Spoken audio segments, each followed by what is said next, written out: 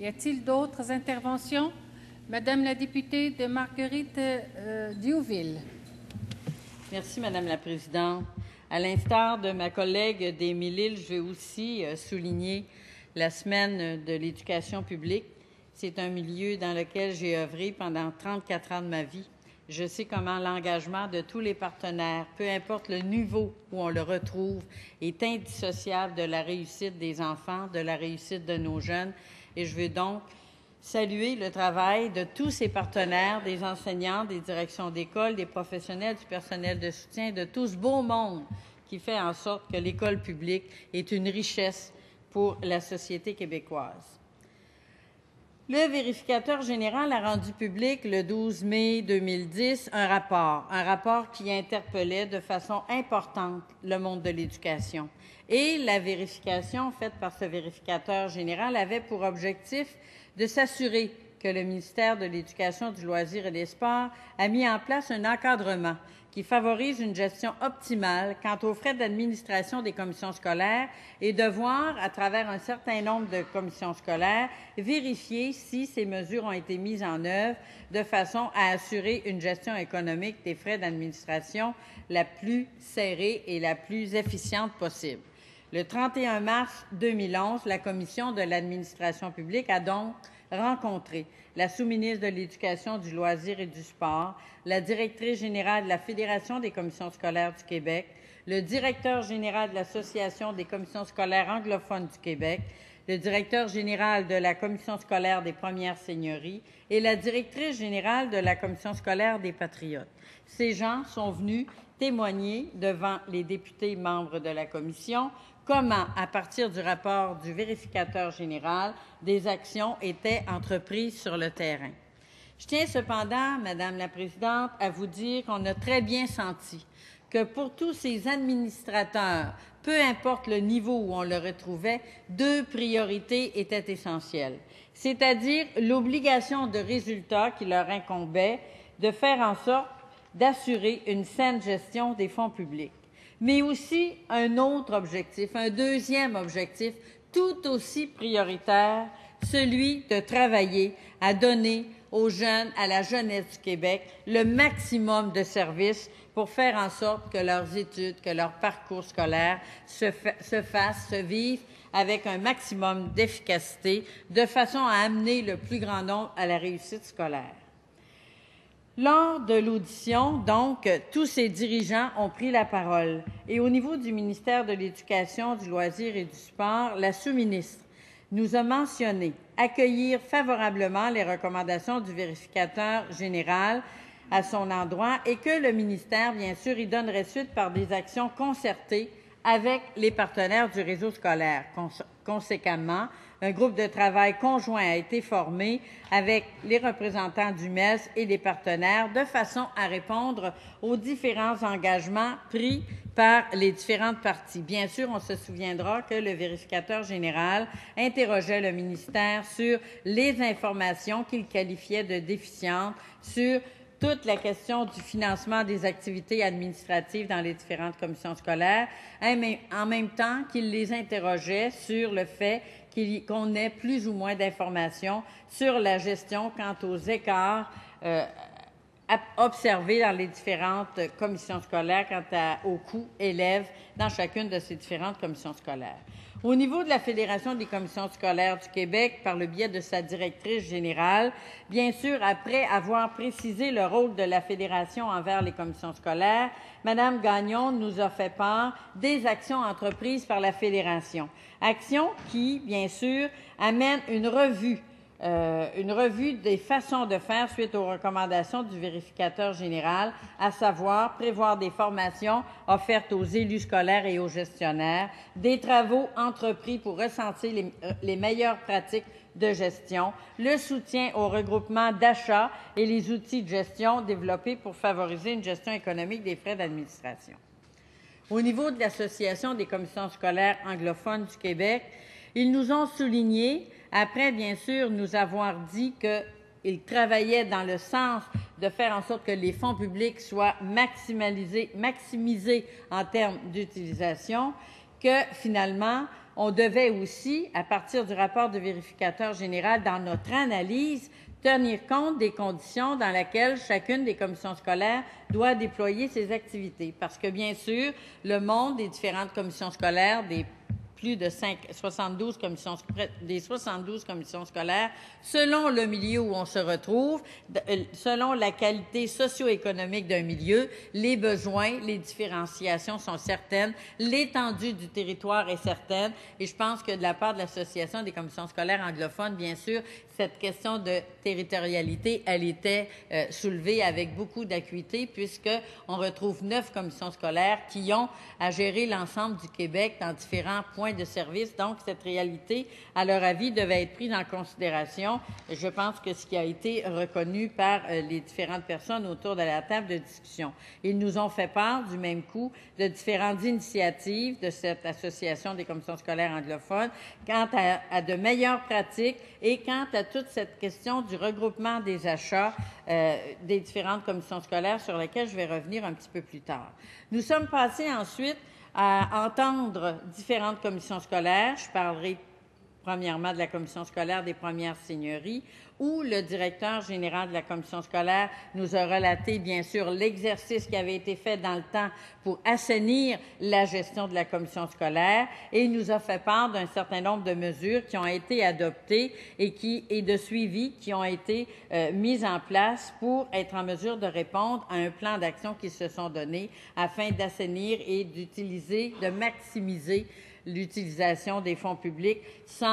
en étant toujours, bien sûr, très préoccupé du fait qu'on doit servir nos jeunes et qu'on ne doit pas détériorer les services, donc assurer une qualité de service à toute la population étudiante qu'ils doivent desservir. Parmi ces mesures, on pouvait les entendre nous parler de la revision du rôle du comité du Conseil des commissaires, travailler, bien sûr, avec eux sur une reddition de comptes encore plus efficiente, encore plus transparente, le suivi régulier des indicateurs de gestion, l'ajout de renseignements portant sur les coûts administratifs aux états financiers, de façon à clarifier les choses pour les citoyens et les citoyennes, mais en même temps pour la Fédération des commissions scolaires, également, bien sûr, le ministère de l'Éducation, la détermination des dépenses qui peuvent être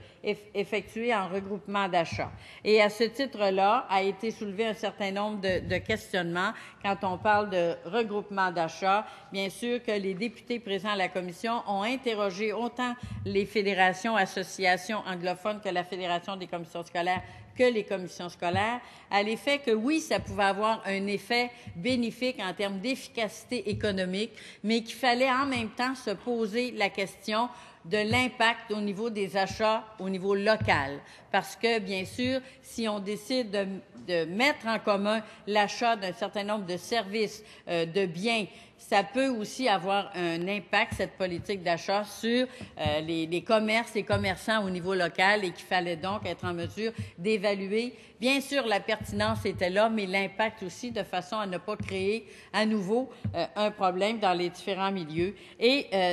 cette commission scolaire est intervenue également sur la revision des services offerts aux établissements et la manière qui pouvait être revue en termes d'organisation de services dans la façon de les dispenser. La commission scolaire des Patriotes était également une commission scolaire qui avait été enquêtée par le vérificateur général, puisqu'il y en avait 5. Elle était une de celles-là. Et bien sûr, la directrice générale de la commission scolaire, Mme Lemieux, nous a informé que son organisation, sa commission scolaire, a réévalué l'efficience de sa gestion des services, un travail qui a été conduit, bien sûr, en tenant compte de la nécessité de protéger et d'améliorer, si possible, les services à la population étudiante. Alors, vous comprenez qu'à partir de l'engagement autant de la Fédération des commissions scolaires que de l'Association des commissions scolaires anglophones, de même que des 2 commissions scolaires qui étaient appelées à témoigner, les échanges avec les députés ont été assez importants et ont porté principalement sur des éléments contenus dans le plan d'action élaboré en suivi au rapport du vérificateur général du Québec sur les frais d'administration des commissions scolaires. On a parlé de la refonte du plan d'enregistrement comptable. comptables, qui est un élément très important soulevé par le vérificateur général. La révision également des indicateurs et on a également parlé des conventions de partenariat du ministère de l'Éducation, du loisir et du sport avec les différentes commissions scolaires. Conventions de partenariat qui ont été entendues, qui ont été signées, qui sont à se mettre en place actuellement, qui n'ont pas été sans soulever un certain nombre de grinchements dedans, mais qui, à l'usage, font en sorte que les commissions scolaires travaillent et les 2 commissions scolaires qu'on a rencontrées en ont témoigné avec beaucoup de sérieux et d'engagement, travaillent bien sûr à atteindre les objectifs des conventions de partenariat convenues, à faire en sorte que les fonds publics soient utilisés de la meilleure façon possible et qu'on puisse en même temps, et je pense que ça c'est très important, que ça ressortait énormément dans chacune des interventions, qu'on puisse garantir la qualité des services à la population qu'on doit desservir, c'est-à-dire aux jeunes que nous avons devant nous et qui doivent accéder à la réussite scolaire, bien sûr, le plus largement possible, dans des voies de formation qui doivent leur être accessibles, qu'on parle de la formation primaire, secondaire, collégiale et autres, mais qu'on parle aussi à des voies de formation un peu différentes, que ce soit la formation professionnelle, que ce soit des attestations d'études secondaires, mais qu'on puisse offrir à chacune des étudiants et des étudiantes des services, qu'on puisse leur faire connaître une offre de services qui leur permette de se retrouver là-dedans dans une démarche de formation qui les amène à une certification, qui les amène à une reconnaissance de formation et qui les amène de façon je dirais, efficace sur le marché du travail avec les compétences et en réponse à leur intérêt pour le monde du travail selon leur aptitude, bien sûr, et leurs possibilités. Alors, on est revenu sur, bien sûr, la question du regroupement d'achats et la mise en commun de services parce que, à l'expérience, les témoignages qu'on a entendus, particulièrement par les gens de la Fédération des commissions scolaires, c'était de dire il y a déjà actuellement la mise en commun de services dans un certain nombre de commissions scolaires qui sont capables de mettre ça en place à cause d'un critère de proximité qui leur permettent des achats de cette nature-là. On est en mesure de voir qu'il y a des économies d'échelle à faire et que c'est peut-être important qu'on soit proactif. D'ailleurs, dans le rapport du vérificateur général, il demandait également à la Fédération des commissions scolaires d'être proactive en termes de support aux commissions scolaires pour mettre en place un certain nombre de mesures et on parlait de cette mise en commun d'un certain nombre de services. Également, toute la question de la diffusion et l'adoption de meilleures pratiques de gestion. Alors, on se dit, si différentes commissions scolaires ont découvert ou ont mis en place des formes nouvelles de gestion, ont mis en place de nouvelles pratiques. Pourquoi ne pas les diffuser? Pourquoi ne pas les faire connaître? Pourquoi ne pas les rendre accessibles à d'autres commissions scolaires pour qu'on puisse profiter de l'expérience des uns et des autres et se donner les moyens de relever les défis d'une gestion saine en même temps que d'une qualité de service à offrir à nos jeunes. Donc, la refonte du plan d'enregistrement comptable et la révision des indicateurs de gestion, j'en ai parlé tout à l'heure comme étant des objectifs du ministère de l'Éducation. Alors, le MELS va privilégier un certain nombre d'outils pour améliorer l'information de gestion qui comporte, bien sûr, la capacité de se donner, d'avoir des données comparables et d'uniformiser un certain nombre de concepts dans les dépenses administratives. Conséquemment, le ministère prévoit des analyses approfondies des dépenses structurelles des commissions scolaires afin d'expliquer aussi les écarts dont je parlais tout à l'heure et sur lesquels le vérificateur général est intervenu, d'expliquer les écarts de résultats susceptibles d'être observés entre les différentes commissions scolaires et tout ça pour avoir des analyses qui nous amènent à une plus grande connaissance des données pour juin 2013. Alors, des discussions de cette commission sont ressorties, bien sûr, un certain nombre de recommandations recommandations, à mon avis, qui sont très importantes et qui mettent à contribution tous les partenaires du monde de l'éducation, tout en soulignant la qualité des échanges, les engagements qui ont été pris pour répondre de tout le monde, de tous les niveaux du réseau, pour répondre aux recommandations du vérificateur général. Ils ont constaté,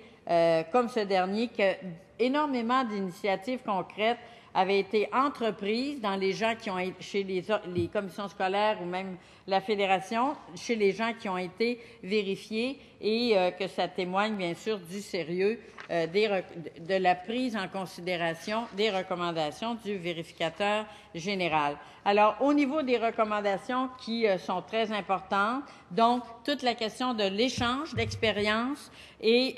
un inventaire donc des bonnes pratiques, la question du regroupement d'achats, de même que des initiatives en matière de technologie de l'information, préoccupé bien sûr de l'économie locale, parce que si on parle de regroupement d'achats, il faut accorder une attention particulière aux conséquences que ça peut avoir sur l'économie locale et en tenir compte. Faire en sorte que le ministère de l'Éducation fasse preuve de leadership dans son travail, autant avec la Fédération des commissions scolaires, l'Association des commissions scolaires anglophones que les différentes commissions scolaires du Québec, de façon à ce qu'on puisse optimiser le plus possible des pratiques de gestion administrative et l'amélioration des services éducatifs. Bien sûr, la Commission a également recommandé d'assurer un suivi à cet échange avec les différentes personnes que nous avons rencontrées, de façon à ce qu'au plus tard, le 31 décembre, on puisse avoir un nouveau rapport qui soit remis à la Commission de l'administration publique,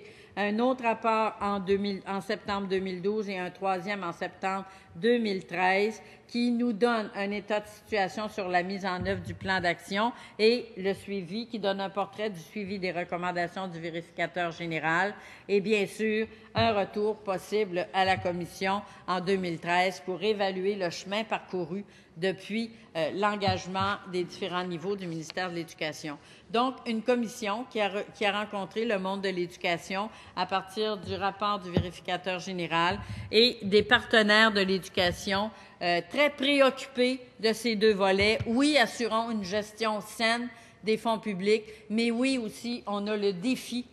qui n'est pas moindre de bien servir notre population, de rendre les services dans les écoles pour les jeunes qu'on doit servir et qu'on doit amener à la réussite et faire en sorte qu'on puisse, entre nous, échanger les bons coups et faire en sorte qu'on puisse, si possible, mettre des services en commun de façon à ce que les efforts de gestion n'aient pas d'incidence ou de conséquences ayant comme conséquence, je dirais, une diminution des services. Et je pense que ça a été très clair tout au long de notre discussion. Donc, un bon travail au niveau de la Commission. Bien sûr, un suivi très important à faire, mais en même temps, je pense une prise de conscience que le défi de la saine gestion ne doit pas handicaper d'aucune façon des services de qualité à la population. Merci, Madame la Présidente. Alors, je vous remercie, Madame la députée de Marguerite-Diouville.